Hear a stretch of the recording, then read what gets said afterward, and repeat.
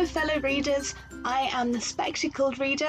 In my last video I talked about the reasons to read and why reading is so great, so I thought in this one I would give some tips on how to incorporate reading into your daily routine.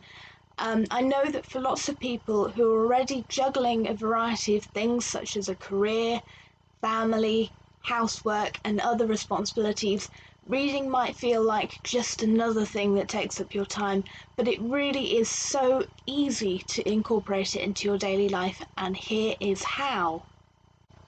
Reading tip number 1. Make reading a part of your daily routine. So this might be just as you're going to bed at night, and reading's been proven to help with getting a good night's rest anyway, during a lunch break, while you're commuting, as long as you're not driving, or just when you're out shopping. I always try and take a book if I'm going to the shops, because that way if I'm stuck in a queue, at least I can read, I don't get bored. If you really don't have time for a print book, or if they're simply not your thing, you can of course listen to audiobooks instead, and you can get these from a variety of places, including from your local library, from Audible or from Spotify. And audiobooks are great if you're going on a walk, if you're on a long car journey, or if you're just doing some housework and want something to listen to in the background. Reading tip number 2. Start small. If you're a new reader or a lapsed reader, don't start out with a book that you find ridiculously intimidating, like War and Peace for example. Instead, try something that you enjoyed as a child, such as Finn Family Moomintroll, or try some short stories such as those by Roald Dahl. As they're about 20 pages long, you can't really go wrong. The point is, start out with a book that immediately grabs your attention, something that you know that you will enjoy. That way you won't be put off when you get back to reading.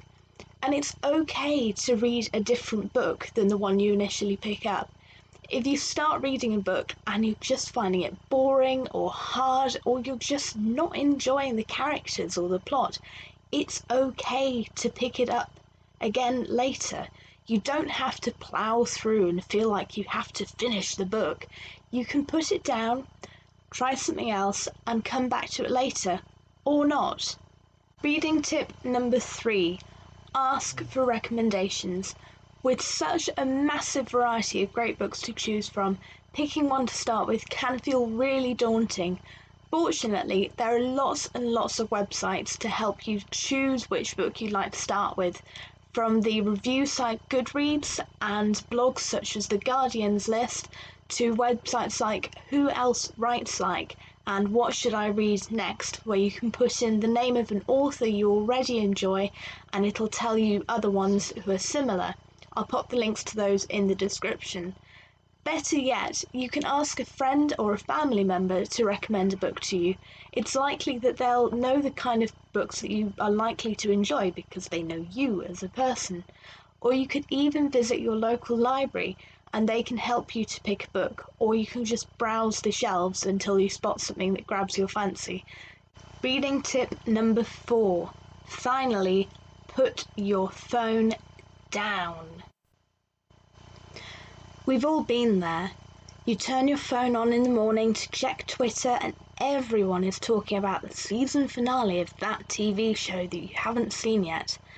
So you watch an episode of that TV show, and then a few more, and then you take a quiz to see which character you're like or which character you should date, and then a few more to check, and then you look at some trivia.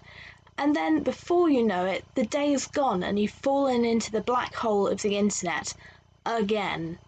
Just put the phone down. Honestly, reading is such an immersive thing to do, and if you're going to enjoy a book, you really need to be able to enjoy it without distracting you every few minutes. Just turn your phone off, or at least onto silent, so that you can really enjoy your book and settle down with it properly. So those are my reading tips. Let me know down in the comments below what yours are, and also any book recommendations you might have. I'm always happy to be recommended a good book. If you've enjoyed this video, please click that like button or subscribe. I post new videos every Thursday. See you next time. Bye!